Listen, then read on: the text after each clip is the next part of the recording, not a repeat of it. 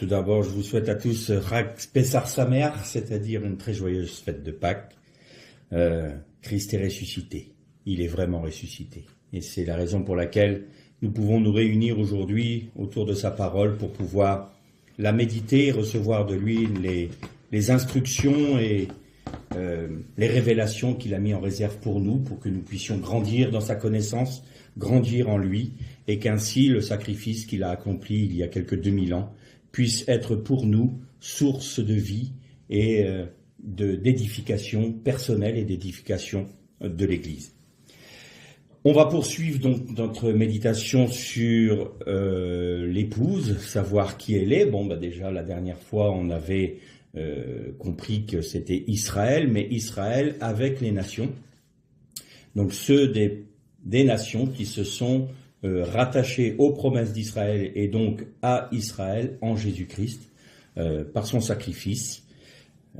Nous avons également déterminé le fait que les Juifs étaient soumis à la même grâce que les nations, c'est-à-dire qu'il fallait que eux-mêmes reçoivent la révélation de leur Messie et qu'ils croient en lui pour pouvoir accepter le sacrifice qu'il a accompli pour ce qu'ils appellent eux la réparation de la brisure du monde, donc le Tikkun Olam, qui a été d'ores et déjà établi et fait dans les lieux célestes et qui demande à être pleinement accompli ici-bas lorsque Jésus viendra pour régner. On a donc pris comme base les 7 lettres aux églises d'Asie et on était en train de replacer les églises dans leur situation géographique et historique. Et c'est toujours intéressant parce que, comme on a pu le voir pour Éphèse ou pour Pergame, ce qu'il y avait à cette époque-là permettait aussi au Seigneur Jésus, lorsqu'il leur donnait des commandements ou qu'il leur faisait des reproches ou alors quand il les encourageait, il y avait toujours un rapport avec leur situation propre pour Pergame, pour Éphèse. Maintenant on va voir Sardes, il y avait Thyatire, où dans Thyatire on a vu ces 2 femmes, Jézabel et Lydie. On a vu qu'il y avait donc l'épouse pure et sans tache et la prostituée qu'on retrouve d'ailleurs plus loin dans le livre de l'Apocalypse, cette fameuse prostituée qui se dit être une épouse et qui chevauche la bête et qui n'est autre que la grande Babylone qui veut faire une religion mondiale. D'ailleurs, on s'en approche de plus en plus. Nous sommes en train de vivre vraiment des temps particuliers, des temps où les prophéties s'accomplissent, les temps eschatologiques s'accentuent et s'accélèrent, et beaucoup de chrétiens demeurent dans l'assoupissement, ne voient pas, on continue à faire comme si rien ne se passait. Israël, ça fait maintenant 70 ans qu'Israël est revenu sur sa terre. Les Juifs continuent à retourner en Israël. Les temps s'accélèrent. Le système mondial est pratiquement mis en place. Je voyais que le fameux fondateur de Davos, aidez-moi. Qu'est-ce qui se passe à Davos? Le G20. Le G20, on va dire ça. Donc le fondateur a dit qu'ils avaient, maintenant ils ne se cachent plus, qu'ils avaient, ils avaient réussi à infiltrer les nations et les gouvernements occidentaux et du monde entier pour pouvoir promouvoir leur volonté de faire de l'homme Dieu.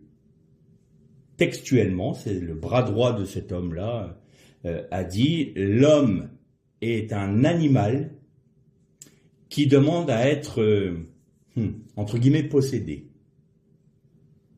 Et il est normal qu'on l'éduque de manière à ce qu'il ait tout son potentiel pour être des dieux. » Et il disait dans la même phrase, ce que Jésus a soi-disant fait, et son soi-disant sacrifice, et sa soi-disant résurrection, n'est qu'une fake news. Donc ils ne se cachent plus. Ils le disent ouvertement. Et les chrétiens, qu'est-ce qu'ils font? Ils dansent, ils s'amusent. Ils font du spectacle. On va voir ça aujourd'hui dans la suite de notre méditation. Donc la dernière fois, on a vu Éphèse, on a vu Pergame, on a vu Thyatire. Juste une précision, j'ai commis une erreur la dernière fois. J'ai dit que la basilique rouge était à Éphèse. Or, la basilique rouge se trouve à Pergame et non pas à Éphèse. Si vous réécoutez le message, vous verrez que ce qui a été dit sur ce sujet-là, notamment avec le dieu Apis et Isis, c'était donc à Pergame. Donc on va poursuivre. Et donc je laisse de côté, comme j'avais dit, Smyrne et Philadelphie. Et on poursuit avec les deux dernières avant de s'attaquer à Smyrne et à Philadelphie, c'est-à-dire Sardes et Laodicée. Et donc pour Sardes, on va lire au chapitre 3 de l'Apocalypse et au verset 1. À l'ange de l'église de Sardes écrit, voici ce que dit celui qui a les 7 esprits de Dieu et les 7 étoiles. Je connais tes œuvres. Je sais bien que tu es réputé vivant, mais tu es mort. Sois vigilant et affermis le reste qui est sur le point de mourir, car je n'ai pas trouvé tes œuvres pleinement accomplies devant mon Dieu. Rappelle-toi donc ce que tu as reçu et entendu, garde-le et change radicalement. Si tu ne veilles pas, je viendrai comme un voleur, et tu ne sauras pas du tout à quelle heure je viendrai te surprendre. Cependant, tu en as quelques-uns à Sardes qui n'ont pas souillé leurs vêtements. Ils marcheront avec moi en vêtements blancs parce qu'ils en sont dignes.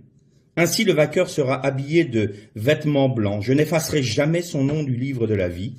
Je reconnaîtrai son nom devant mon Père et devant ses anges. Que celui qui a des oreilles entende ce que l'Esprit dit aux églises. Sardes. Sardes était avant que Rome ne vienne conquérir tout ce territoire d'Asie mineure, donc qui correspond à la Turquie actuelle. Eh bien, il y avait un roi, plusieurs rois, il y avait un royaume, le royaume de Lydie. Et grosso modo, le royaume de Lydie prenait à peu près toute la Turquie actuelle, c'est-à-dire qu'il était étendu sur toute l'Asie mineure.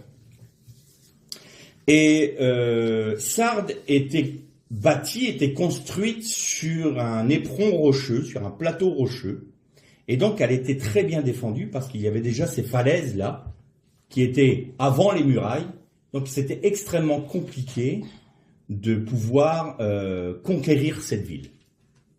Et le dernier roi de Lydie, que vous connaissez tous, que nous connaissons tous, parce qu'il porte un nom qui est devenu un dicton en français, le dernier roi de Sardes et de Lydie était un roi, le premier roi qui a frappé de la monnaie. Et ce roi s'appelait Crésus. Donc, Crésus régnait sur l'empire de Lydie.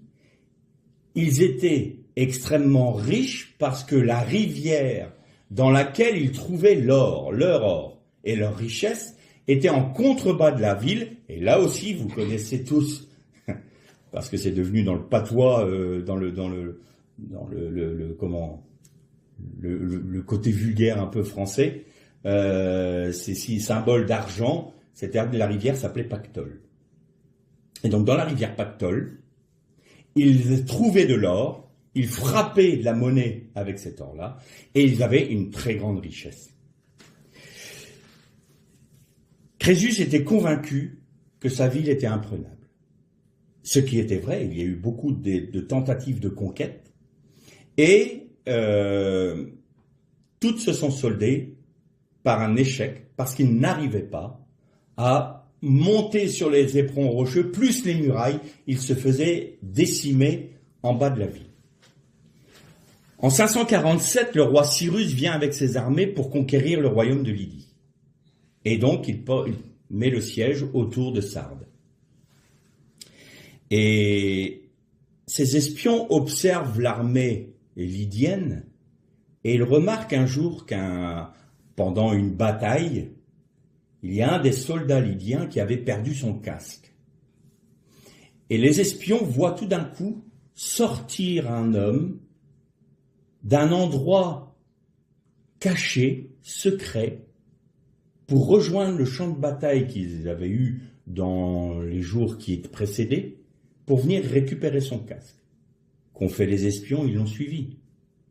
Et ils ont trouvé un passage secret qui leur permettait de rentrer dans la ville sans avoir à monter toute la colline et les murailles. Évidemment, Cyrus a utilisé ce passage-là pour faire rentrer des sapeurs qui sont rentrés, qui se sont introduits dans la ville, ils ont ouvert les portes et l'armée de Cyrus a pu s'emparer de Sardes.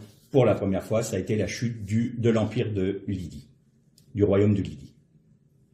Et quand vous voyez Jésus qui dit à cette église-là, tu te crois vivante, mais tu es morte en fait. L'église de Sardes représente bien cette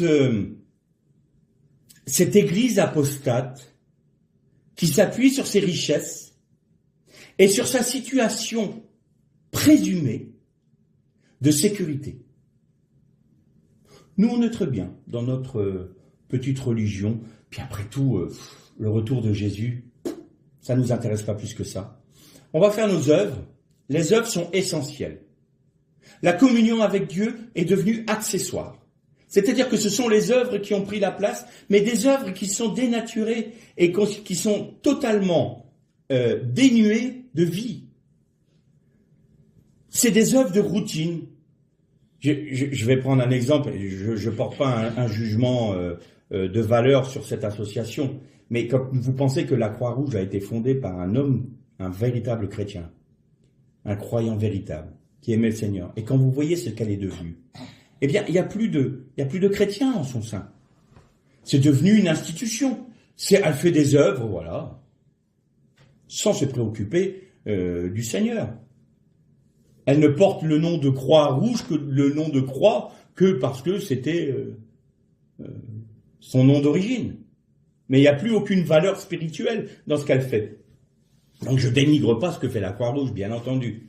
Vous m'avez bien compris, je ne suis pas en train de porter un jugement de valeur sur la Croix-Rouge. Mais cette institution a perdu totalement l'aspect spirituel de l'origine de l'œuvre qui était la sienne.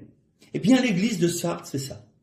Elle a totalement perdu la valeur spirituelle de toutes ses œuvres. Et elle est morte, totalement morte. Il y en a quelques-uns parmi elles qui sont pas morts, mais bien moribonds. Et le Seigneur Jésus dit, essaye, ravive-les, parce qu'ils vont mourir autrement. Mais au milieu aussi de Sardes, il y en avait d'autres, qui n'étaient pas rentrés ni dans le compromis, et qui avaient gardé cette communion avec le Seigneur. Et le Seigneur leur dit, eux, ils marcheront avec moi en vêtements blancs. Et quand on fera le point sur toutes les promesses aux vainqueurs des 7 églises, on verra que toutes ces valeurs-là, le caillou blanc, le vêtement blanc, le nom nouveau, le nom de Dieu, le nom de la nouvelle, tout cela, c'est extrêmement important. Et c'est ce qui détermine la nature même de l'épouse. Donc vous commencez à comprendre que l'épouse, c'est pas l'ensemble de l'Église. Parce que dans l'Église, il y a des failles, il y a de l'idolâtrie avec Jézabel, il y a la doctrine des Nicolaïtes, il y a ceux qui ont perdu leur premier amour, il y en a même qui sont totalement apostats, comme à Sardes, c'est-à-dire qu'eux, ils ont abandonné la foi totalement. Ils restent sur une institution qui date qui sont peu doublement millénaires, et puis ça n'a pas de valeur spirituelle. On cherche jamais la pensée de Dieu. D'ailleurs, est-ce qu'on prie encore? Est-ce qu'on cherche encore à connaître Dieu? Certainement pas. Dieu, non, mais moi je fais partie de ce club-là, quoi. Hein. L'Église est devenue un club, ils sont apostats, totalement. Et puis on va voir qu'avec la Odyssée, on entre encore dans une autre dimension. Et donc on voit bien que c'est pas l'épouse, là, parfaite, pure et sans tache. Et on commence à comprendre, par contre, que l'épouse est au milieu de cette Église-là. Que l'épouse du Christ, pure, sans tache, est au sein de ces Églises-là. Ce sont les vainqueurs. Et que ce soit l'Église dans sa chronologie depuis son origine jusqu'à maintenant, ou que ce soit dans chaque temps, dans chaque période de l'histoire de l'humanité, on retrouve les caractéristiques de cette Église, il y a toujours des vainqueurs. Et j'irais même vous dire qu'il y a des vainqueurs plus loin encore, par la foi qu'ils allaient avoir, qu'ils avaient dans un Mashiach à venir. Je vais vous parler de Noach, je vais vous parler d'Abraham, de Yitzhak, de Yaakov, des prophètes, du roi David. Tout cela sont les vainqueurs des temps anciens qui ont précédé le fait qu'il allait y avoir les nations rattachées à Israël. Mais comme Israël est l'épouse, les vainqueurs sont aussi en Israël. Donc vous retrouvez toute cette compagnie de vainqueurs qui est là. Et on va déterminer à la fin de cette étude qu'est-ce qui caractérise un vainqueur, qui est vainqueur et qu'est-ce qui les anime.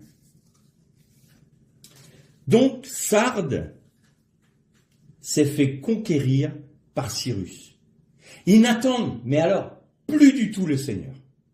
Ça ne les intéresse même pas. Nous, on fait nos œuvres, on est très bien comme ça, c'est parfait. Et le Seigneur leur dit, je viendrai comme un voleur. Mais ça parle à l'église de Sardes, parce qu'ils savaient comment la ville était tombée. Je viendrai sans que tu ne le saches. Tout comme Cyrus est venu avec son armée, a pénétré la ville par le passage secret et a ouvert en grand la ville. Je reviendrai comme ça, tu ne sauras pas quand, tu ne sauras pas comment, et tu vas te retrouver devant moi en étant totalement dépouillé et en étant totalement mort. Donc voilà pour Sardes. Alors, j'essaye d'aller un peu plus vite parce que, comme la semaine prochaine je serai absent, j'aimerais bien finir aujourd'hui pour que vous n'ayez pas à attendre 15 jours pour avoir la fin. Donc voilà ce qui concerne Sardes. On va passer maintenant à Laodicée. Et donc on passe par-dessus Philadelphie. Pour Laodicée, nous allons lire toujours au chapitre 3, mais à partir du verset 14. À l'ange de l'église de Laodicée écrit, voici ce que dit l'Amen. Le témoin fidèle est vrai, le commencement même de la création de Dieu. Je connais tes œuvres. Je sais bien que tu n'es ni froid ni bouillant. Si seulement tu étais froid ou bouillant, ainsi parce que tu es tiède et que tu n'es ni bouillant ni froid, je vais te vomir de ma bouche. Parce que tu dis, je suis riche, je suis devenu riche, je n'ai besoin de rien. Sans savoir que toi-même, tu es misérable, pitoyable, pauvre, aveugle, nu. Je te conseille de m'acheter de l'or purifié par le feu, afin que tu deviennes riche, des vêtements blancs, afin que tu sois habillé et que la honte de ta nudité ne te parvienne pas manifeste, et qu'un collier pour oindre tes yeux, afin que tu vois. Tous mes amis, moi je les reprends et je les corrige. Passionne-toi donc, change radicalement. Je me tiens à la porte et je frappe. Si quelqu'un m'entend et ouvre la porte, j'entrerai chez lui, je dînerai avec lui, et lui avec moi. Le vainqueur, je lui donnerai de s'asseoir avec moi sur mon trône. Comme moi-même j'ai été vainqueur, je me suis assis avec mon Père sur son trône. Que celui qui a des oreilles entende ce que l'Esprit dit aux églises. Laodicée, souvent Laodicée dans les méditations que l'on a, c'est l'église la moins bien vue dans le monde évangélique. Pourquoi ? Parce qu'elle se croit riche, elle se croit puissante, elle se croit visionnaire, elle se croit parfaite, en bonne santé. Et le Seigneur lui dit, tu es misérable, pauvre, nu, aveugle. Alors là encore, on va remettre donc l'église de Laodicée dans son contexte géographique et historique. À une dizaine de kilomètres au nord de Laodicée se trouve une ville qui s'appelait Hiérapolis. Et il y avait, ça faisait un triangle, vous aviez au nord, donc Hiérapolis, vous aviez un tout petit peu en dessous, au sud de Hiérapolis, sud-ouest, vous aviez Colosse, et 10 kilomètres en dessous, précisément, de Hiérapolis, vous aviez Laodicée. À Hiérapolis, il y a quelque chose de particulier. Si vous regardez un peu des documentaires ou si vous vous renseignez, vous allez voir qu'il y a des sources chaudes très calcaires. Et ces sources chaudes-là, elles ont formé des travertins, on dirait des collines de neige. C'est très joli. Et les gens vont se baigner dans les sources chaudes. C'est très touristique. Et ces eaux chaudes-là dévalent les travertins et vont vers Laodicée. Et en arrivant à Laodicée, l'eau est devenue tiède. Et à l'époque de l'Église, à l'époque antique, on utilisait cette eau pour purger les malades, parce que c'est un vomitif, l'eau tiède. Et donc on leur faisait boire de l'eau tiède, et ils vomissaient ainsi.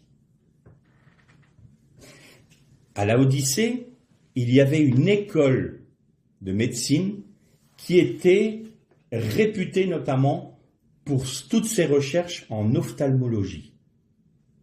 Vous voyez que Jésus, quand il parle à une église, parle de choses que les gens connaissent. Autre chose, elle était réputée pour son industrie de la laine et du coton, donc du vêtement. Laodicée était extrêmement riche également, à tel point qu'ils ont inventé les banques. Avant, les banques, c'était dans les temples. Le temple d'Artémis servait de banque. Les prêtres servaient de banquiers. Eh bien là, eux, ils avaient carrément fait un système financier. Ils ont inventé les banques. Et pour vous dire à quel point Laodicée était riche, c'est qu'il y avait des caniveaux, de tout à l'égout, et que l'arrivée de l'eau tiède, et au sud, vous avez les chaînes de montagnes, et au sud, vous aviez l'eau froide. Eh bien, il y avait des canalisations que l'on trouve encore aujourd'hui, qui étaient taillées en pierre et en terre cuite, qui alimentaient les maisons. Ils avaient l'eau courante. Et un jour, il y a eu un très grand tremblement de terre, et la ville a été en grande partie détruite. Donc l'empereur de Rome a décidé d'envoyer de l'argent pour pouvoir reconstruire Laodicée. Et les responsables de Laodicée ont dit, on n'a pas besoin de votre argent. Nous sommes capables de reconstruire nous-mêmes avec nos propres moyens la ville. Ce qu'ils ont fait. Et vous avez, dans les ruines de Laodicée, vous avez sur la rue, parce qu'on a découvert la rue principale, un écriteau gravé dans une pierre où il est marqué « par nos propres forces ». Par nos propres forces. Pourquoi ? Parce qu'ils avaient réussi à reconstruire la ville par leurs propres moyens. Et Laodicée est très particulière. Pourquoi ? Laodicée se croit riche, elle se suffit à elle-même, elle n'a pas besoin que le Seigneur s'occupe, j'ai envie de dire, de ses moyens matériels. Nous, on peut le faire nous-mêmes par nos propres forces. On fait des montages financiers, on joue avec les banques et puis les placements financiers. On s'occupe nous-mêmes, on est dans un endroit très riche, on est très avancé civilisationnellement, tout est parfait pour nous. Pas besoin, Seigneur, de compter sur toi, on a tout ce qu'il nous faut. Et Laodicée est exactement à l'inverse de ce que disait Zorobabel du temps de Néhémie. Non par la force ni par la puissance, mais par mon esprit, dit l'Éternel des armées. Eh bien, Laodicée a choisi le chemin inverse. Pas par ton esprit, Seigneur, mais par ma force et par ma puissance. Donc, Laodicée est typique sur le fait qu'elle veut accomplir l'œuvre de Dieu par ses propres moyens, sans dépendre de Dieu. Mais il y a un autre aspect qui typifie Laodicée. Laodicée avait deux théâtres, un à l'est et un au nord. Et ils étaient placés de telle manière à ce qu'à toute heure de la journée, il puisse y avoir un spectacle, au moins dans l'un ou l'autre, pour que la lumière du soleil vienne éclairer la scène du théâtre. Et ce qui typifiait la ville de l'époque, c'était le divertissement. C'était véritablement du divertissement toute la journée. Il y avait des pièces de théâtre à tout moment, tout le long de l'année. Toute la journée. Celui qui voulait se divertir, y allait. Et ça nous montre une église qui était plus, et toute ressemblance avec notre époque serait fortuite, n'est-ce pas ? C'est l'église du divertissement, l'église de l'amusement, l'église spectacle. On met en scène la Bible, on fait des concerts, Je répète encore une fois, vous savez que un des bras droits du fondateur de l'Église satanique, donc le fondateur de l'Église satanique était Aleister Crowley, qui est né à Birmingham en Angleterre, et qui a fait un disciple qui est devenu son successeur, Anton LaVey. Et Anton LaVey disait la musique est une vibration par laquelle nous pouvons influer sur l'esprit de l'homme et sur son âme. Et avec certaines rythmiques, nous pouvons inciter ceux qui écoutent notre musique soit à l'impureté sexuelle, soit à la violence, soit à l'autodestruction. Et nous avons mis en place la révolution sexuelle dans la société, et elle a été permise parce que nous avions déjà institué le rock'n'roll. Anton LaVey. Et quand je vois dans nos églises qu'on laisse rentrer ce genre de musique, même si on y met des mots chrétiens, des phrases chrétiennes qui bien souvent sont très creux. Seigneur, tu es notre roi, béni Dieu, Jésus, le Sauveur, Jésus, tu nous sauves, mais vous entendez plus la musique que les paroles. Je me dis, et je dis à mes frères, quelle est l'inspiration de la musique que nous laissons rentrer dans nos milieux évangéliques et dans nos églises? J'en reste là, chacun se place devant le Seigneur et voit ce qui est juste de faire. L'église de Laodicée, c'était l'église du spectacle. C'était l'église qui se suffisait à elle-même. Et pourtant, le regard de Jésus est extrêmement sévère. Non seulement tu es pauvre, tu es misérable, tu es aveugle, bien que tu aies un centre d'ophtalmologie chez toi. Tu es nu, même si tu es la capitale de l'Asie mineure pour le vêtement. Rien de ce que tu vois, rien de ce que tu te détermines n'est vrai à mes yeux. Tu es exactement l'inverse de ce que tu crois être. Mais ce qui est pire, et c'est ça qui quand je lis ce passage de la lettre de l'église à Laodicée, où il a dit, je suis à la porte. Le Seigneur dit, je suis à la porte et je frappe. Et je me rappelle de ce message, il y a des années, de notre frère, là que son nom m'échappe, fatigué, David Wilkerson, qui disait, nous arrivons à un temps où nous allons avoir un christianisme sans Christ, une église sans Christ. Eh bien, on remarque aujourd'hui qu'effectivement, nous sommes dans le temps de Laodicée. Une église sans Christ, qui se préoccupe pas de savoir si le Seigneur revient, mais ça ne l'intéresse pas, tout comme Sardes. Ça n'intéresse pas le retour du Seigneur, ça ne l'intéresse pas le règne du Christ. Ce qui l'intéresse, c'est sa richesse humaine, sa compréhension, sa sécurité et son divertissement. Dansons, mangeons, buvons. C'est une église qui est idolâtre. Elle idolâtre sa propre situation. Elle idolâtre sa supposée richesse. Elle idolâtre sa supposée non-nudité, son vêtement. Elle se croit être habillée du vêtement de Dieu. Non, elle est nue. Elle se croit être riche de Dieu. Elle est pauvre. Elle se croit être visionnaire. Elle est aveugle.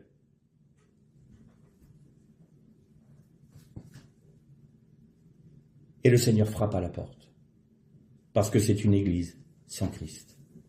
Et c'est une église qui aime se divertir. Et je ne peux pas m'empêcher de faire le parallèle. Lorsque le peuple d'Israël a fait le vaudeur, il y a juste cet insert qui dit dans le texte « Et ils se levèrent pour se divertir ». Et dans la connotation qu'il y avait là, c'était un divertissement même de débauche sexuelle. Je ne suis pas en train de dire que dans les églises, il n'y a que des débauches sexuelles, bien que nous ne soyons pas exempts d'exemples dans ce domaine, même dans le milieu de nos églises. Ça, c'est Laodicée. Et le Seigneur frappe, il est dehors. Il n'est pas dedans. Combien de prières pouvons-nous entendre? Seigneur, nous savons que tu es au milieu de nous. Est-ce vrai? Est-ce vrai? J'entends ces fameuses, j'appelle pas ça des cantiques, chansons. Seigneur, tu es au milieu de nous, tu es tout puissant, tu règnes parmi nous. Quoi? C'est vrai ça? Est-ce que c'est vrai?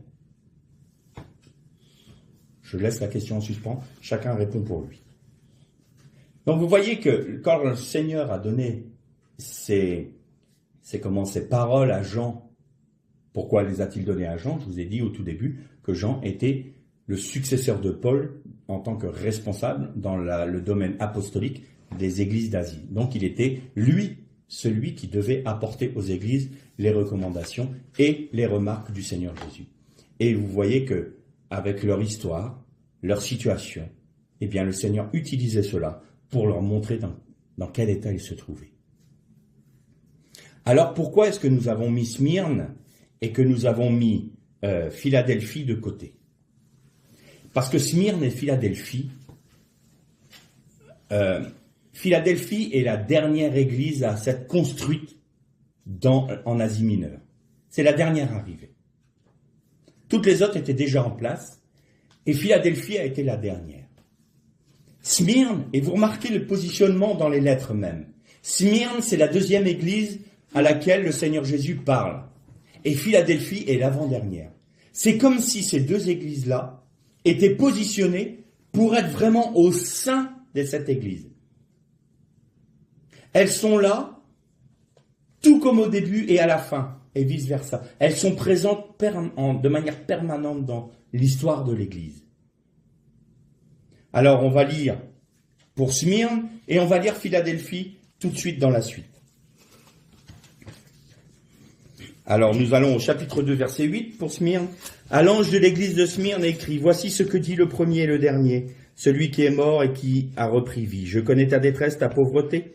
Pourtant tu es riche et les calomnies de ceux qui se disent juifs et ne le sont pas. Ils sont de la synagogue de Satan. N'aie aucune peur de ce que tu vas souffrir. Le diable va jeter quelques-uns d'entre vous en prison pour que vous soyez mis à l'épreuve. Vous connaîtrez la détresse pendant 10 jours. Sois fidèle jusqu'à la mort et je te donnerai la couronne de vie. Que celui qui a des oreilles entende ce que l'Esprit dit aux églises. Le vainqueur n'a rien à craindre de la seconde mort. Et pour Philadelphie, on va aller au chapitre 3, verset 7. À l'ange de l'église de Philadelphie écrit, voici ce que dit le saint, le vrai, celui qui a la clé de David, celui qui ouvre de telle sorte que personne ne ferme, celui qui ferme de telle sorte que personne n'ouvre. Je connais tes œuvres, j'ai mis devant toi une porte ouverte pour que nul ne peut fermer, parce que tu as peu de puissance, que tu as gardé ma parole, et que tu n'as pas renié mon nom. Je donnerai les gens de la synagogue de Satan qui se disent juifs et ne le sont pas. Ils mentent. Je ferai en sorte qu'ils viennent se prosterner à tes pieds et qu'ils sachent que moi je t'ai aimé, parce que tu as gardé la parole de ma persévérance. Je te garderai moi-même de l'heure de l'épreuve qui va venir sur toute la terre habitée, pour mettre à l'épreuve les habitants de la terre. Je viens bientôt, reste attaché à ce que tu as, et que personne ne prenne ta couronne. Le vainqueur, j'en ferai une colonne dans le sanctuaire de mon Dieu, il n'en sortira jamais. J'écrirai sur lui le nom de mon Dieu et le nom de la ville de mon Dieu, la Jérusalem nouvelle, qui descend du ciel d'auprès de mon Dieu, ainsi que mon nom nouveau, que celui qui a des oreilles entende ce que l'Esprit dit aux églises. Smyrne et Philadelphie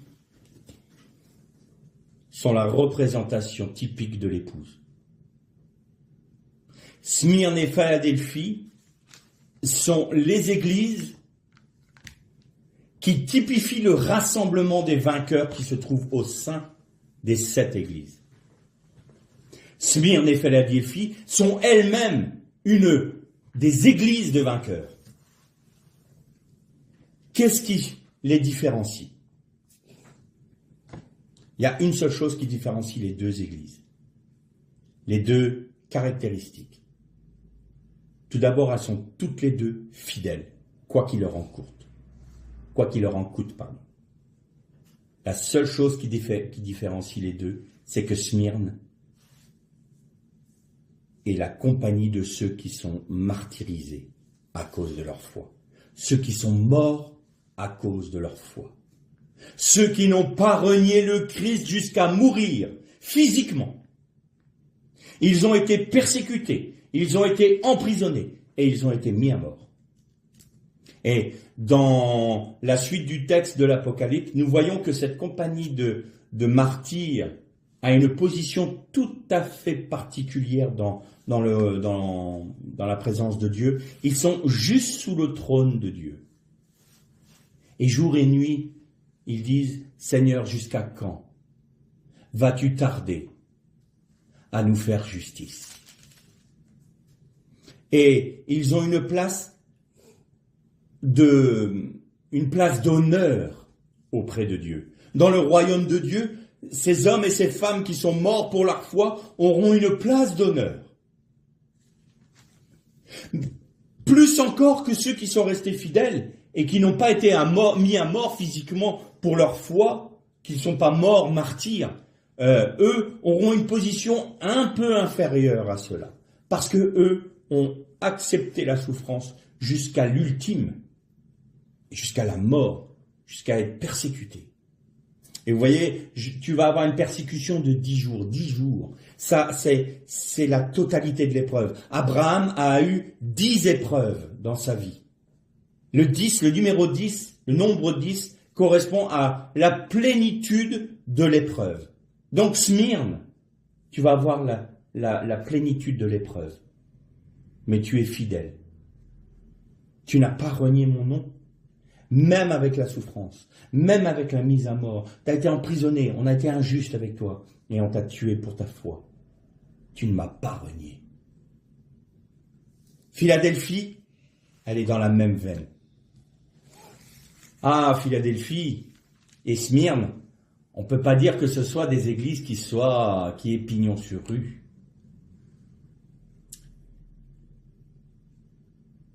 Je vais dire quelque chose qui ne va pas plaire à beaucoup. C'est pas des méga church. C'est une toute petite église qui n'est tellement pas riche.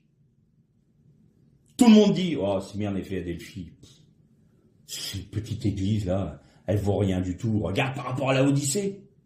La Odyssée, ils ont une salle à 1,5 million d'euros. T'as vu un peu? Et puis elles ont tout, les écrans, les spots, les fumigènes, c'est magnifique. Ils ont une sono, mais tu verrais la sono. Tu veux vraiment évangéliser le monde? Va à la Odyssée. Philadelphie, Smyrne, ils sont pas dans un lieu dit paumé là, dans le fin fond de la France. C'est qui ces gens-là? On les connaît pas. On s'y intéresse pas. Ça, c'est des églises qui sont pauvres, hein. Elles valent rien. Qu'est-ce que dit le Seigneur? Tu te crois pauvre, mais tu es riche. Tu es riche pourquoi? Parce que tu te confies en moi, tu as gardé ma parole et tu n'as pas renié mon nom. C'est ça ta richesse. Tu es resté fidèle, même si tous t'abandonnent, même si tous ne veulent pas reconnaître que tu es fidèle. Peu t'importe, sois fidèle. Jusqu'à la fin, sois fidèle. Et quand vous allez sur le site de Philadelphie, la basilique de l'époque est totalement en ruine. Il reste 3 éléments de l'ancienne église. C'est 3 piliers. Et vous avez Jésus qui a dit à celui qui vaincra, je ferai de lui une colonne dans le temple de mon Dieu. Et 2000 ans plus tard, la seule chose qui demeure de Philadelphie, ce sont les colonnes, les piliers de l'église.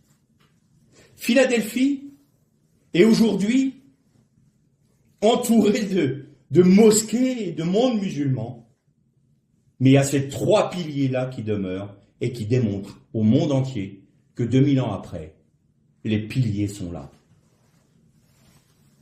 Et cette église a traversé les âges. Et les colonnes sont restées, les piliers sont restés. Smyrne était réputée pour ses vignes. Et Smyrne se trouve dans un endroit extrêmement volcanique. Et ce qui fait que la pierre volcanique fait que la terre est extrêmement fertile pour les vignes. Et c'est pas un hasard. Parce que Smyrne, elle passe par l'épreuve du feu. Vous savez que le feu, je vous ai souvent dit que le feu, c'était le jugement de Dieu qui passe sur soi. Est-ce qu'on accepte d'être jugé par Dieu, que le feu du jugement de Dieu passe sur nous? Eh bien, Smyrne, elle a accepté ça. Et qu'est-ce qu'il en ressort? Le vin de la réjouissance. On en a parlé dernièrement avec les noces de Cana. Il y a le vin de la fureur de Dieu, mais il y a aussi le vin de la réjouissance. Eh bien, après avoir passé le feu du jugement de Dieu sur elle, l'épreuve, tu vas être éprouvé pendant 10 jours. Eh bien, tu goûteras au vin de la réjouissance. Tu vas être à ma table avec Abraham et tu vas boire le vin de la réjouissance de ton Dieu. Philadelphie, 3 piliers. Smyrne, épouse fidèle. Et toutes ces 2 églises-là typifient l'ensemble des vainqueurs que nous retrouvons dans les 5 autres églises. Alors pour terminer, on va s'arrêter un peu sur ce que Jésus a promis aux vainqueurs de ces églises-là. Et maintenant nous avons compris que l'épouse du Christ, c'est cette compagnie de vainqueurs qui est typifiée par Smyrne et par Philadelphie.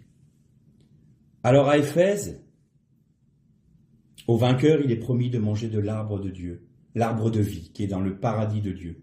C'est-à-dire que là où l'humanité a été séparée de l'arbre de la vie dans le Gan Éden, eh bien, ils vont goûter à cet arbre-là en permanence. Ce sera leur lot. Avant de poursuivre sur les vainqueurs, je vais donner une précision. Ça me revient en mémoire là et je crois que c'est une chose très importante. Vous avez noté que pour Smyrne et Philadelphie, c'est à ces 2-là seulement que Jésus a dit je ferai venir ceux qui sont de la synagogue de Satan pour se prosterner devant toi. Ceux qui se disent juifs et qui ne le sont pas. Vous avez dit que cette parole avait été utilisée par les chrétiens pour persécuter les juifs et qu'aujourd'hui il y a une certaine frange africaine qui réutilise ce même texte pour dire que ceux qui sont retournés en Israël sont en train d'usurper leur identité et que ce sont de faux juifs. Qui étaient ces gens de la synagogue de Satan? Maintenant, on va essayer de mettre les choses au clair pour qu'il n'y ait pas d'ambiguïté. Les gens de la synagogue de Satan étaient les juifs qui n'avaient pas reconnu Jésus et qui luttaient contre. Pourquoi on peut dire ça? Je vous ai dit la dernière fois que les Juifs avaient une position particulière dans l'Empire romain, c'est-à-dire qu'ils n'étaient pas tenus de rendre un culte à l'empereur. Et qu'ils devaient juste offrir des sacrifices pour la bonne santé de l'empereur. Or, quand leurs frères juifs reconnaissaient Jésus comme étant le Mashiach, et qu'il était l'incarnation de l'accomplissement de la Torah, ceux qui n'avaient pas cru rejetaient de la synagogue leurs frères. Ils les mettaient dehors. Mais ça ne s'arrêtait pas là. Ils les dénonçaient aussi aux autorités romaines. Or, à partir du moment où ils étaient mis en dehors de la synagogue, ils n'étaient plus reconnus comme être juifs. Et donc, ils perdaient leur statut particulier de ne plus rendre un culte à l'empereur. Et comme ces frères-là gardaient leur judaïté, leur judaïsme, mais en Jésus-Christ, en Yeshua HaMashiach, il était hors des questions pour eux de rendre un culte, tout comme leurs autres frères juifs, à l'empereur. Mais ils n'étaient plus protégés par ce statut particulier, et ils étaient mis à mort, persécutés. Et c'est ces personnes-là qui les dénonçaient, ceux qui les mettaient hors des synagogues, que Jésus appelle ces juifs, mais qui ne le sont pas. Pourquoi? Parce que Jésus a dit aux prêtres, à ceux qui voulaient mettre à mort le Messie, vous êtes une race de vipères, vous avez pour père le diable. Vous êtes membre d'une synagogue de Satan parce que vous avez pour père le diable, parce que vous ne voulez pas perdre votre statut en acceptant le message de l'évangile. Vous vous dites juif, mais vous êtes prêt à vendre vos frères. Normalement, un juif ne doit pas vendre son frère. Il ne doit pas condamner son frère à la mort certaine. Et il le faisait. Et donc, c'est ces juifs-là qui rejetaient leurs frères juifs, messianiques, notzrim, et qui les mettaient entre les mains persécutrices de l'Empire romain. Et donc, ils savaient très bien qu'ils amenaient leurs frères à la mort. C'est eux, les faux juifs et la synagogue de Satan. J'espère que maintenant c'est clair. Je sais que celui qui ne voudra pas entendre n'entendra pas, mais c'est pourtant la réalité. Et donc, qu'est-ce que dit le Seigneur Jésus à Philadelphie? Parce que tu es fidèle, parce que tu as gardé mon nom, j'apporterai les Juifs qui ne veulent pas reconnaître le Messie. Un jour, ils se prosterneront devant qui? Devant toi? Non, devant la parole que tu as défendue, devant mon nom que tu as gardé. C'est-à-dire qu'un jour, tout le peuple d'Israël va me reconnaître. Ceux qui n'ont pas accepté de reconnaître leur Messie le reconnaîtront. Ils se prosterneront devant toi. C'est-à-dire devant le message, devant ton témoignage. On revient aux promesses aux vainqueurs. À Smyrne, il est dit, le vainqueur ne souffrira pas la seconde mort. Pourquoi? Parce que le vainqueur, l'épouse, c'est celle qui va être rassemblée. Là encore, on parle de l'enlèvement. L'homme veut toujours mettre en avant ce qui frappe le regard. Mais si vous relisez le texte de Paul aux Éphésiens, il est dit, je ne veux pas, frères, que vous soyez dans l'ignorance. Ceux qui nous ont devancés, qui sont morts en Christ, ressusciteront. Et nous qui sommes encore vivants, en un clin d'œil, nous serons transformés et nous irons les rejoindre nous serons rassemblés auprès du Seigneur en un clin d'œil. Alors, l'enlèvement. Alors déjà, c'est le rassemblement. On est rassemblés dans les cieux, dans les nues, avec Jésus. Mais le rassemblement des frères, de l'épouse, n'est que la conséquence de la résurrection, de la première résurrection. C'est ça qui est important. C'est la première résurrection. Parce que Paul dit, heureux celui qui a part à la première résurrection. Quand Paul disait, j'espère que, je n'ai pas encore atteint le but, mais j'espère que la couronne de victoire ne me sera pas enlevée, d'avoir couru jusqu'à ce point-là, puis qu'à la fin je défaille et que je perde ça. C'est pas son salut dont il parlait. C'est d'avoir part à la première résurrection. Parce que ceux qui ont part à la première résurrection règnent avec Christ. Il n'y a que les vainqueurs qui régneront avec Christ. Et parmi ceux qui sont vainqueurs, il y aura ceux qui auront un statut encore plus grand que leurs frères, c'est ceux qui sont la compagnie de Smyrne, les martyrs. Mais tous régneront avec Christ. Qu'en est-il des autres alors? Eh bien les autres sont sauvés comme à travers du feu. Il y a plusieurs demeures dans la maison de mon Père. Alors, est-ce qu'ils seront enlevés? Non. Est-ce qu'ils ressusciteront à la première résurrection? Non. Non. La Bible nous montre que non. Ils auront part à la deuxième résurrection, là où tout le monde sera jugé. Tous les morts ressusciteront, la mer rendra ses morts, le séjour des morts rendra ses morts. Et là, les livres seront ouverts, relisez la fin du livre de l'Apocalypse, les livres seront ouverts, les livres de vie, et chacun sera jugé selon ses œuvres. Alors on regardera les œuvres de certains, on dira, tout a brûlé par le jugement de Dieu. Il n'y avait que du bois, du chaume, de la paille. Il a juste pour lui, c'est qu'il est inscrit dans le livre de la vie parce qu'il a accepté Christ comme son sauveur. Il est sauvé. Et ceux qui n'auront pas accepté Christ comme leur sauveur ne seront pas inscrits dans le livre de vie et seront jetés dans les temps de feu avec Satan, avec la mort et le séjour des morts, avec le faux prophète et avec la bête. Et ils seront séparés de Dieu pour l'éternité. Mais de croire que toute l'Église, comme on la conçoit, sera rassemblée auprès de Jésus, c'est une utopie. Ce n'est pas vrai. Seule l'épouse aura part à la première résurrection. À Pergame, il est dit, je te donnerai de la manne cachée, un caillou blanc, un nom nouveau. Le vainqueur est donc celui qui aura part à l'arbre de la vie. Il est celui qui va être à la première résurrection. Il aura de la manne cachée, c'est-à-dire la nourriture céleste sera sa nourriture perpétuelle pour toute l'éternité, parce qu'il l'a aimée ici-bas. Il vivra d'elle dans l'éternité. Un caillou blanc, qu'est-ce que c'est qu'un caillou blanc? Eh bien, remettons tout ça encore dans son contexte historique. À l'époque, il y avait des votations. C'est nos frères suisses qui vont aimer le terme, que nous on dit des élections en France, mais c'est des votations. Eh bien, quand nous étions élus, on mettait un caillou blanc. Quand on rejetait une personne, on mettait un caillou noir. Et c'est comme ça que les votations se faisaient. Et celui qui avait un caillou blanc était élu.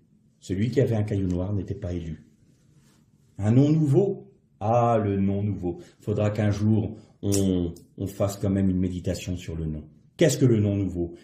Je ne m'appelle pas Philippe aux yeux de Dieu, moi. Ça, c'est ce que mes parents m'ont donné comme prénom. Le nom nouveau, c'est ce que je suis en Christ et quel va être mon rôle dans le royaume. C'est Dieu qui me nomme. Il m'arrive souvent de faire cette prière au Seigneur. Quel est mon nom, Seigneur? Nomme-moi. Pourquoi? Parce que si Dieu me nomme, c'est qu'il prend autorité sur moi. C'est lui qui commande, c'est lui qui dirige ma vie. Je te permets de me nommer. Les hommes rebelles disent, faisons-nous un nom. Et Dieu dit à Abraham, tu ne seras plus appelé Abraham, mais Avraham. Et Sarai ne sera plus appelée Sarai, mais Sarah. Ils se sont laissés nommer par Dieu. Eh bien, le nom nouveau, c'est puisque tu as été victorieux de ma victoire, dit Jésus, eh bien, tu auras ce nom nouveau, le nom qui détermine ta personnalité et ton rôle. Noar veut dire repos. Pourquoi? Parce qu'il donnait du repos à sa génération, il était ingénieur. Et donc, il faisait des choses, ça c'est dans la tradition juive qu'il est dit, il inventait des choses qui facilitaient la vie de ceux qui l'entouraient de sa génération. Et donc, Noar représentait le repos, et son rôle, c'était de donner du repos. Et il a donné du repos à toute l'humanité en fabriquant l'arche. C'est notre nom nouveau, que nul ne connaît si ce n'est nous, parce que ça nous est personnel. C'est en fonction de notre fidélité, en fonction de jusqu'où on a accepté de perdre notre vie. Eh bien, ce nom nous sera donné, parce que nous aurons le caillou d'élection, la pierre blanche. À Thyatire, il est dit, je vous donnerai autorité sur les nations. Voilà le rôle. Dans quel domaine? À l'un sera donné une ville, à l'autre 2, à l'autre 10. Voilà, en fonction du nom que Dieu vous aura donné, vous aurez une certaine autorité sur les nations. Vous les pèterez avec des sceptres de fer, comme il est dit pour le Mashiach. C'est-à-dire que ça sera plus le temps de la grâce, ça sera le temps du règne du Christ. Et c'est-à-dire que les nations devront marcher selon la parole de Dieu et selon la Torah du Messie. Je te donnerai l'étoile du matin. Ça, c'est merveilleux. Pourquoi? L'étoile du matin, c'est la lumière du jour 1. C'est la lumière de la création. Tu vas retrouver la lumière qu'a perdue Adam. Tu vas t'en vêtir à nouveau. Tu vas retrouver cette gloire que l'humanité a perdue lors du péché du jardin d'Éden. Un vêtement blanc, la sacrificature. Tu seras un sacrificateur pour ton Dieu. Ton nom sera forcément d'office dans le livre de la vie. Pourquoi? Parce que tu as vécu la première résurrection. Tu n'as pas part à la deuxième mort. Tu n'as pas part au dernier jugement. Tu auras déjà été jugé. Tu auras déjà revêtu ton corps de gloire. Tu seras déjà dans la gloire. Ton nom est dans le livre de la vie. Je vais confesser ton nom devant mon Dieu. Vous imaginez? Le Christ vivant, le Mashiach, va confesser le nom du vainqueur devant son Père. Plus que ça, et devant tous les anges. Il va nous élever. Il va élever notre nom devant son Père et devant les anges. On n'ose même pas imaginer la gloire que sera la nôtre si nous demeurons vainqueurs. Je ferai de toi une colonne dans le temple de mon Dieu, Philadelphie. Il reste les trois colonnes. Je mettrai sur toi le nom de mon Dieu. Tu seras frappé tu as déjà le sceau de Dieu si tu es vainqueur. Tu auras le nom de la Nouvelle Jérusalem. Pourquoi? Parce que tu seras citoyen de la Nouvelle Jérusalem. Et comme Dieu va vivre dans la Nouvelle Jérusalem, tu as le nom de mon Dieu sur toi. Tu seras éternellement dans la présence permanente de Dieu, au plus près de Dieu. Parce que tu seras citoyen de la Nouvelle Jérusalem. Et je te mettrai mon nom nouveau. Ça serait trop long. Mais dans les prières juives, il y a l'attente du nouveau nom du Mashiach. Nous le retrouvons dans les exégèses juives. C'est trop long à vous expliquer, mais croyez-moi sur parole, c'est merveilleux. Il y a l'attente du nouveau nom. Même les Juifs savent qu'il y aura un nouveau nom pour le Mashiach. Et enfin, tu seras avec moi sur le trône. Sur mon trône, dit Jésus. Parce que moi-même, je suis sur le trône de mon Père. À l'Odyssée, vous imaginez? Et donc, qu'est-ce que l'on peut dire? Eh bien que le vainqueur, c'est l'épouse du Christ. Le vainqueur, c'est Philadelphie. Le vainqueur, c'est Smyrne. Alors, quelle est la particularité du vainqueur? Il est meilleur que les autres? Il est plus puissant? Il est plus glorieux? Il est quoi? Non, il est comme les autres. Tout le monde peut être un vainqueur. N'importe qui. Seulement, il y a quelque chose de particulier pour lui. C'est qu'il accepte de mourir à lui-même. Et nous avons un texte, je le recherche. Vous avez dans l'Apocalypse 17, 14, il y a une compagnie où il est dit tous ceux qui règnent avec moi sont les appelés, les élus et les fidèles. C'est une seule et même catégorie de personnes. Tous sont appelés. Nous sommes tous appelés. Peu sont élus. C'est-à-dire, peu acceptent cet appel et acceptent de recevoir le caillou blanc. Mais même parmi les élus, combien demeurent fidèles dans cette volonté de satisfaire le cœur de Dieu et de faire toute sa volonté? Parce que Jésus a dit, dans Matthieu 7, 21, « Celui qui sera digne du royaume, c'est celui-là seul qui fait la volonté de mon Père. Non pas ma volonté, mais ta volonté. » Et là, soyons bien précis. Le royaume de Dieu, c'est Malchut Hashamayim. Malchut Hashamayim, c'est le royaume des cieux, c'est-à-dire le royaume de Dieu. Et on a trop l'habitude de dire, un tel est décédé, il est dans le royaume de Dieu. Non. Il est dans la Chai Olam, la vie éternelle. Quand Paul dit, votre sanctification est pour la Chai Olam, c'est-à-dire la vie éternelle. Chai Olam, c'est la vie éternelle. On peut dire, vous êtes dans le monde de la vie. On peut le traduire aussi comme ça. Le monde de la vie. Chai Olam. Mais quand il est parlé du royaume, il est parlé de Malchut Hashamayim, le royaume des cieux. Et donc, nous n'entrons pas forcément dans le royaume des cieux, mais nous rentrons dans la vie éternelle. Et quand on ne comprend pas ça, celui-là seul qui fait la volonté de mon Père, la seule qui accepte de mourir à lui-même, parce que dans un autre texte, Apocalypse 12, 11, il est dit, ils ont vaincu l'ennemi à cause du sang de l'agneau, de la parole de leur témoignage, et qu'ils n'ont pas aimé leur vie jusqu'à la mort. Qu'est-ce que ça veut dire?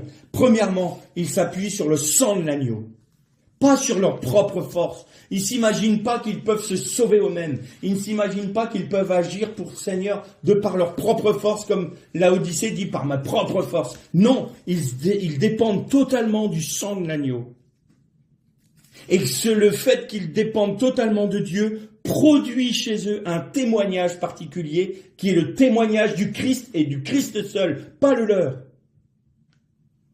Et ils n'ont pas aimé leur vie jusqu'à la mort, c'est-à-dire qu'ils acceptent de perdre leur vie, de mourir à eux-mêmes. C'est ceux qui acceptent d'abandonner leur vie jusqu'aux ultimes conséquences. Parce que, je vais vous faire une petite confidence, j'ai aucune envie, même s'ils sont juste sous le trône de Dieu, j'ai aucune envie d'être Smyrne. Je ne vais pas aller me faire tuer par plaisir. Je ne vais pas aller souffrir par plaisir. Mais si c'est le chemin que Dieu me propose, qu'il me donne la grâce, qu'il me fasse la grâce d'être fidèle jusque-là s'il le faut. Ceci dit, si le Seigneur me laisse demeurer dans Philadelphie, ça me suffit aussi. Je ne vais pas faire le grand héros et le grand fanfaron, mais vous comprenez, jusqu'à l'ultime. Être prêt à perdre sa vie jusqu'à l'ultime. Mais chaque jour de nos vies, nous devons perdre notre vie. Nous devons dire au Seigneur, non pas ma volonté, mais la tienne seule. Que toi qui compte. Il n'y a que toi qui m'intéresse. Tu diriges toutes choses. Nomme-moi. Et si nous sommes fidèles, parce que nous pouvons être vainqueurs pendant 70 ans, et la dernière année trébucher et perdre le prix de notre victoire. Nous ne pouvons pas perdre le salut si nous n'en sortons pas, mais nous pouvons perdre la couronne de la victoire. Ça, c'est une chose qui peut se perdre très facilement. Dès qu'on décide de ne plus perdre notre vie et de ne plus laisser Dieu agir dans notre vie, de ne pas rester fidèle, de ne pas rester campé sur sa parole, de ne pas porter notre croix chaque jour, de ne pas mourir à nous-mêmes à chaque instant de nos vies, nous pouvons perdre la couronne de victoire. Il faut être fidèle, les appelés, les élus, les fidèles, jusqu'à la fin. C'est ce que nous dit Paul, soyez fidèles jusqu'au bout, jusqu'au bout, soyez fidèles. Ça, c'est pour régner avec Christ. C'est pour obtenir la couronne de vie. Le salut. Même les gens de Laodicée l'avaient. Thyatire, ils l'avaient. Certains à Sardes, parce qu'à Sardes, il y en a qui ont apostasié. Ils ont abandonné totalement Dieu. Ils ont renié Dieu. Ils ont renié Jésus. Là, à Éphèse, même en perdant son premier amour. À Pergame, là même où il y avait cet esprit diabolique, ils sont tous sauvés. Mais tous ne prient pas. Alors aujourd'hui, le Seigneur frappe à nos portes de nos cœurs et nous dit, « Es-tu l'épouse qui se prépare à ma venue ?» Aujourd'hui, c'est Pâques. Christ lui a tout donné. Est-ce que nous sommes prêts en retour à tout donner? Et si nous sommes membres de l'épouse, Philadelphie ou Smyrne, alors nous disons avec l'Esprit de Dieu, et l'Esprit et l'Église disent, viens Seigneur, reviens dans ton règne. Nous aspirons à ton règne, nous aspirons à ton retour, parce que nous voyons bien que ce monde va à sa perdition, le péché va arriver à son comble. Le péché arrive à son comble. Les choses se mettent en place. Le Seigneur est à la porte. Est-ce que nous l'attendons? Ou est-ce qu'alors le divertissement nous suffit? Ou une petite vie religieuse simple nous suffit? C'est ça qui va déterminer si nous sommes l'épouse ou si nous sommes juste rachetés par grâce, ou pire encore, si nous sommes déchus de la grâce de Dieu. L'Er le Shalom.